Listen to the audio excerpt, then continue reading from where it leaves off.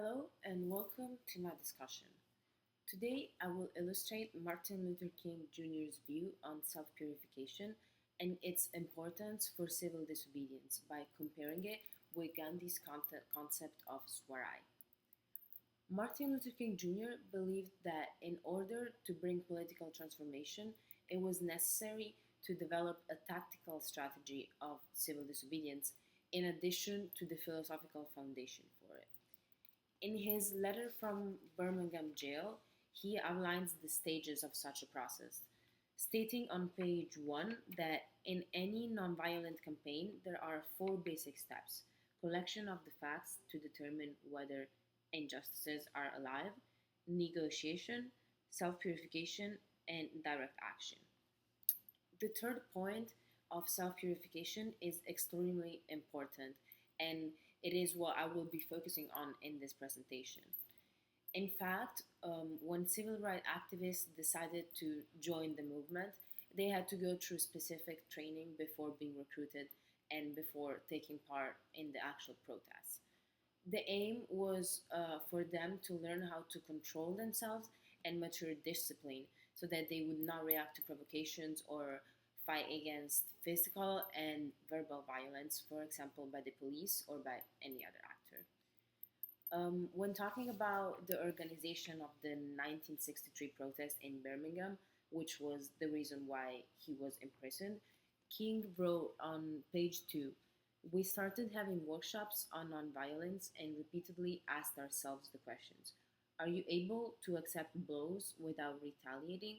And are you able to endure the ordeals of jail?"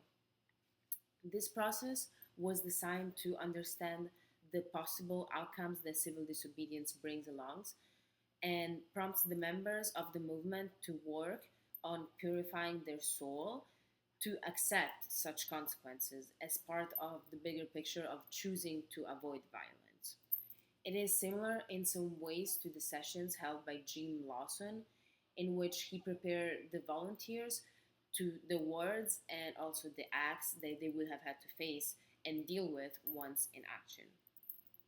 Self purification is closely related to the idea of Swarai, introduced by Gandhi in many of his writings. The word can be translated in English as self rule or independence.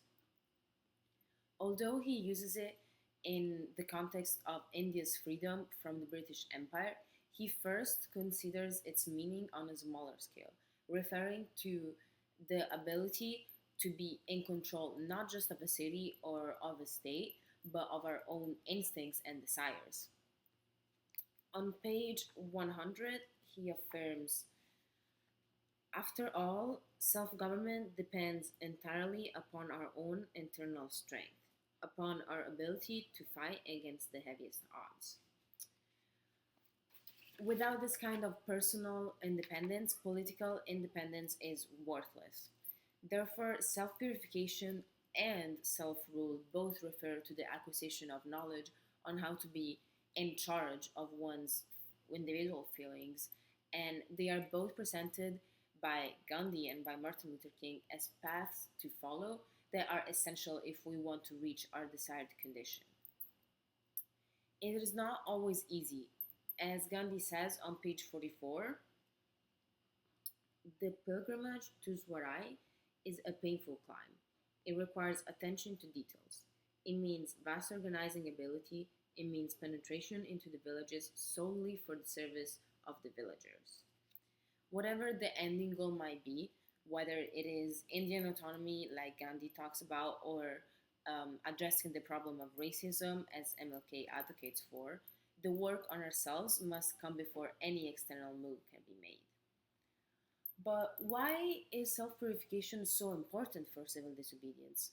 Contrary to what it may have seemed to critiques of the peaceful protest and the non-violent method, self purification did not mean the burying or the hiding of the sentiments of anger and frustration that naturally grow inside the oppressed. Rather, learning how to resist inner impulses through discipline was a way to direct those negative perceptions towards a positive tension. Instead of repeating the destructive force inflicted on them by the oppressor, self purification allows them to turn their pain into something creative, something that creates, not something that destroys more. And only through this creative tension, civil disobedience is able to be carried out in the form of non-violent action and produce the wanted results of change in society. Thank you for your attention.